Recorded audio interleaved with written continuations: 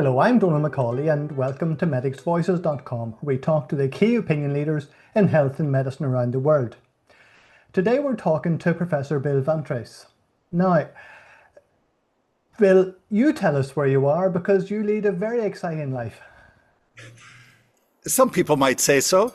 I'm in La Palma in El Salvador, also known as El Salvador, and I live here now. I came here in 2010 for a one-year teacher exchange fellowship sponsored by the U.S. State Department.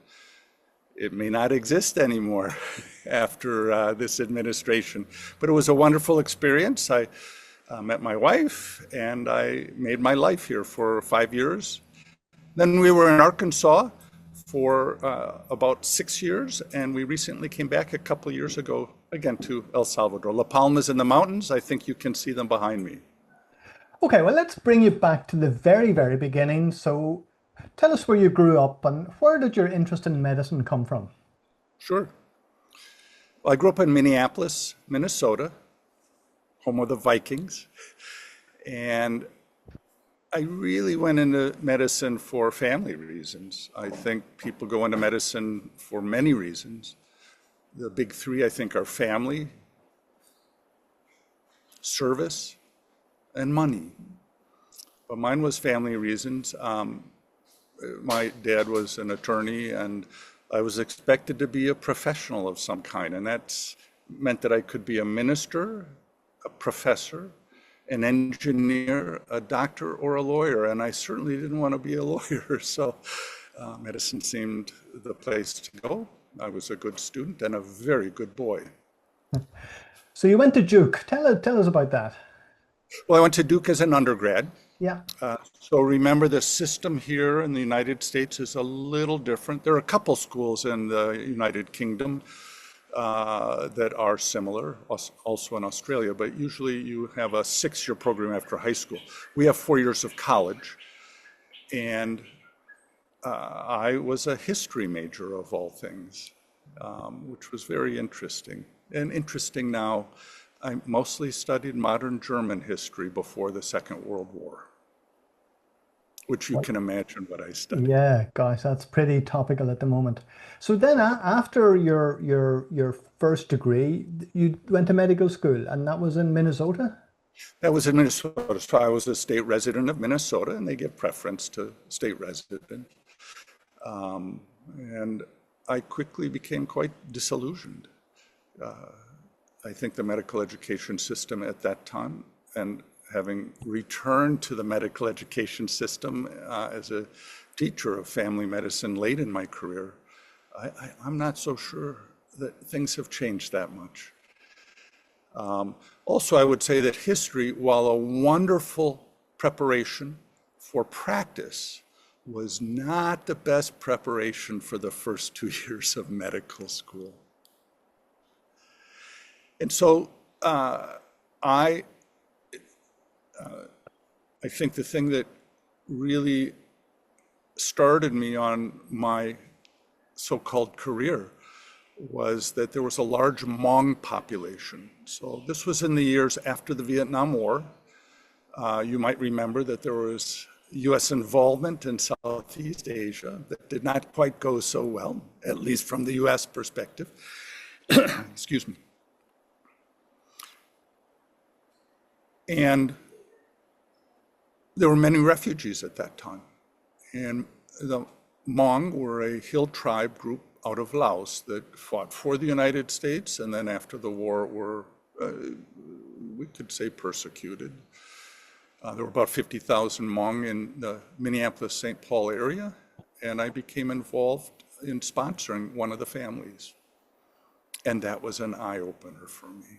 Just in the wake of the Vietnam War, seeing the disruption, seeing people from really a different part of the world, but also a different world altogether. So tell me, what was the context of looking after these families, this sponsorship? Oh, so my context was that I babysat the husband had died of a medical problem. I babysat on Saturday mornings while my girlfriend at the time taught the mother to drive, because the US is a very car-centered culture. And if you can't drive, it's very hard to do stuff. So the important part was that I saw a different perspective on life, and that I had never understood before, never seen before. And I would also say, not paid much attention to. And that gave me a different perspective. After medical school, before my residency training, I went to Thailand to work in a Vietnamese refugee camp, or a camp for Vietnamese refugees. And that was, after 4 somewhat difficult years in medical school, that really said, this is what I want to do. I had already decided about going into family medicine because late in my medical studies, I met a wonderful family doctor, medical educator, Tom Altemeyer. And he opened my eyes up, and he had worked in a rural practice before going into teaching. And he opened my eyes up to what the idea of being a family doctor in a community with a population of patients meant. Very different from what I had learned. Then you also are you're an anthropologist. Tell me about the anthropology and where it comes in. So I did my residency in Tucson, Arizona, after having worked for 6 months in this refugee camp. And I still was looking, how do we incorporate community into this family medicine model? And I did a fellowship in research, in family medicine research and teaching, and as part of that, I studied medical anthropology.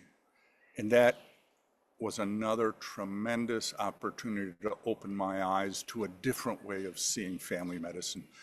And Donald, the way I will say this is that it was an unlearning of the medical model, or it was, yes, it was clearly unlearning for me, but it was bringing in a new kind of humanistic, how do we look at people from a humanistic perspective? And that's what medical anthropology, I'm not a medical anthropologist or an academic medical anthropologist. There are some, but I saw it as a way of enriching my family medicine practice. Well, you have a very different vision of family medicine at this stage. So you went into practice, and I understand you were in urban practice to begin with. I was in urban practice in what we call a safety net clinic, and I don't know if there's even an equivalent, because you have universal health care, I believe, across the pond. But we don't. And so we have what's called safety net clinics. They can be, ours was a very small private not-for-profit, kind of on the edge of the community, and in a Latino community. So that's another area I put my medical anthropology into use. My medical anthropology. That's where I put my view of family medicine into use. And it was an urban underserved. At the beginning, I did a lot of maternal and child care, because that's who comes to, at least who came to this clinic. And it was kind of on the wrong side of town, the poor side of town, the other side of the tracks. Well, then you came to another crossroads, and you had a Fulbright. Was that That's another right. major step in your life? It was. Working in a Latino community is doing global health, basically. I did at least half of my practice in, for me, a foreign language, in Spanish. And I wanted to teach. Fulbright is for, senior Fulbright is for teachers. I had some contacts from the United States who had worked in Venezuela. This was pre the Venezuela of today, so it was much more open. And I had the opportunity to teach in a family medicine residency program. And the two things I focused on was just observing and talking about doctor-patient communication. And then I led a Ballant group. And I'm sure you know who Michael Ballant is. And it was tough because it was in Spanish, but I found you could do a Ballant group by asking 4 questions. Who has a case today? Who has any, we'd like you to present the case. Who has any questions about the case? How has it touched you? And then I think it's time to go. And then letting people share their own personal experiences.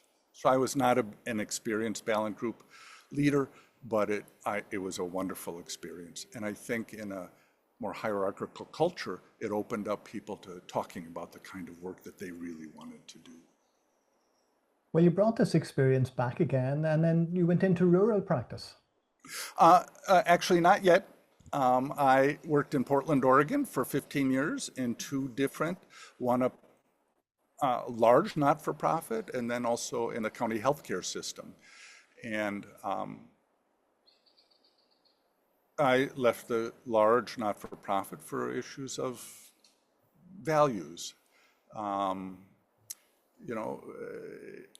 Margin before mission. Well, I think we should look at it as healthcare as a mission, not in a religious sense, but certainly in a faithful sense, the faithful sense of we believe in what we do to help people. And after 7 years, it just was clear that values were different. And so I went to work with the county health department, which had a lot less money, but a lot more humanistic values. And I did that for several years, also mostly working with immigrants from Africa, from, interestingly, the Ukraine. This was well before the war. And also from, when I say immigrants from Africa, I mean refugees.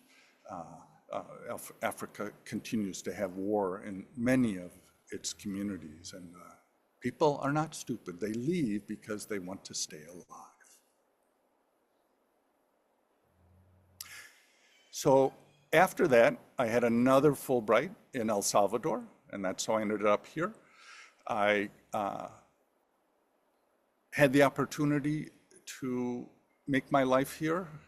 I worked at the National University, I taught in public health. There are plenty of physicians in El Salvador, but the issue is the same as in any other part of the United States or any part of the United States, and perhaps even Ireland or the UK. But that's where doctors go where there's money, and they stay away from those communities, rural or urban underserved, where it's tough to make a practice work. So, in any case, same thing in El Salvador. It's not just in the UK, it's not just in Ireland or the United States, it's worldwide. So I made my life here. I also went back to the States to work in corrections health or correctional health in the same health department that I worked with. But that's a whole different practice altogether. To use a sort of an analogy, you found your tribe in the Society of Teachers of Family Medicine. Absolutely, absolutely. I had several teachers like Tom Altmeyer, like a history professor in college that I really admired and I wanted to teach, but I ended up in practice. And I practiced for 25 years. I always had a student in my office, but I wasn't an academic. That's because nobody paid me to do that work. It was volunteer work. I really enjoyed it. I always asked for students who were interested in some aspect of cross-cultural medicine or medicine for underserved. And the universities with whom I was affiliated helped me out with that. I had some wonderful students. But I came back to teaching in 2017, my wife wanted to learn English and to get a master's degree in the States, so we came to Arkansas for family reasons, but it was a tremendous experience. And there I became involved with rural family medicine. And my job was to go around the state to help support residents who are training in rural sites, not in the capital of Little Rock, but 8 sites around the country in cities of 12,000 to about 40,000. So mid-sized cities, not the most rural of rural, but the idea was that then they might go out to smaller towns around the state. And that was the best part of my job. Well, having lived the dream, which teaching was your dream, it must have been a great satisfaction or reward to have been recognized by STFM with that award in 2020. That was on global health, the Gabe Smilkstein Global Health Award. It was really an honor. I had the chance to meet Gabe in Seattle, Washington, when I was interviewing for residency in the 1980s. And I think what he did in his career was just exemplary. And so that was an honor. But I'd also say, Donald, 2 things. One about Gabe and then one about that award. About Gabe, the thing that I really most appreciated is that he wrote an article, because I was in practice. He wrote an article in about 1975 on how to examine an infant and a child in the mother's lap. And I used that all the time. The second thing was that, yes, I was honored by this award, but more importantly, there are thousands of people, of family docs, who do this work of, and I'll put it in air quotes, global family medicine, who are anonymous. There are thousands of family docs who do the work of genuine family medicine using a biopsychosocial model, whether they're in areas of social need or not, who are anonymous. And I think I would like to turn this around and say, let's honor them. In honoring so many of your colleagues and recognizing their huge contribution, tell me about storylines. Sure. When I was in practice 20 years ago, I was speaking with a student and I had this idea. And I don't know if other family doctors are the same, but at the end of the day, I was always tired. Family medicine is a challenging area. I'm acting all the time. I'm using my brain and my heart and all the stuff in between to come up with a way to think of how I can use what I like to call my signature therapeutic presence to help the patient move toward health. So it's exhausting.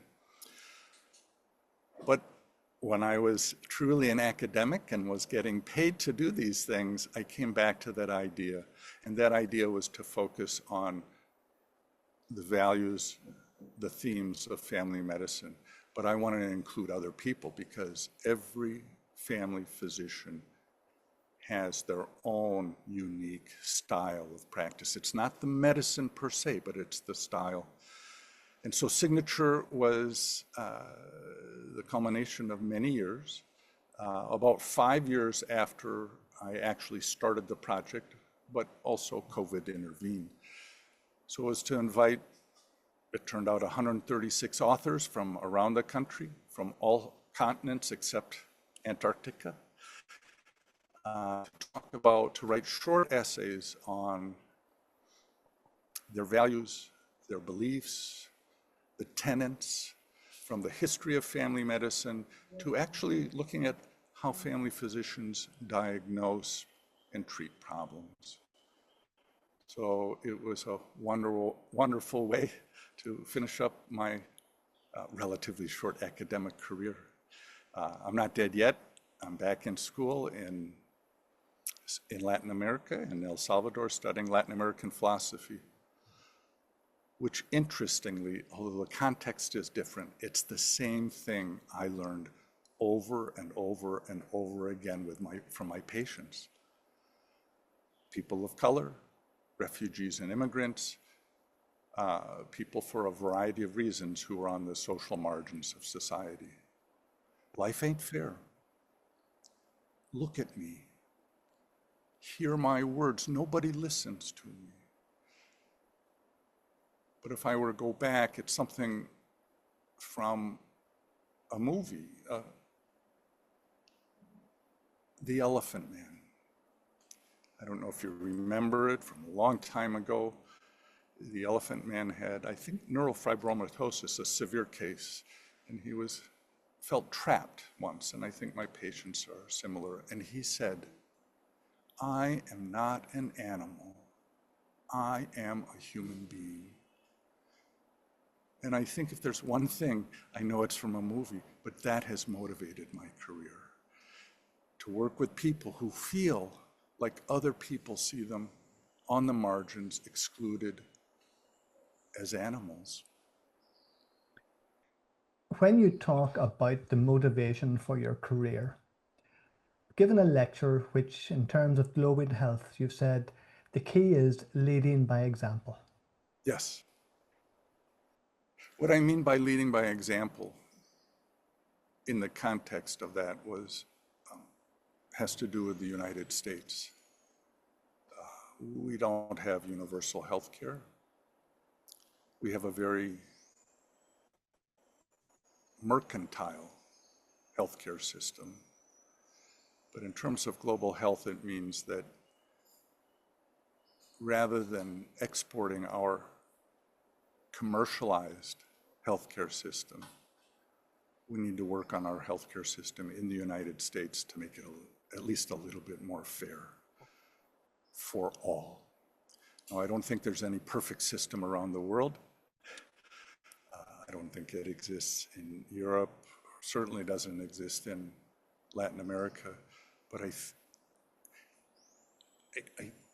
think we can all contribute in our own little ways to make it a little better. And little by little, put together, and that's what family medicine is. Little by little, put together. I think we can lead by example. Bill, thank you very much. That was absolutely fascinating. Thank you very much for sharing your vision, your life, and we must recognize your immense contribution to family medicine and to the whole philosophy of family medicine. Thank you very much indeed.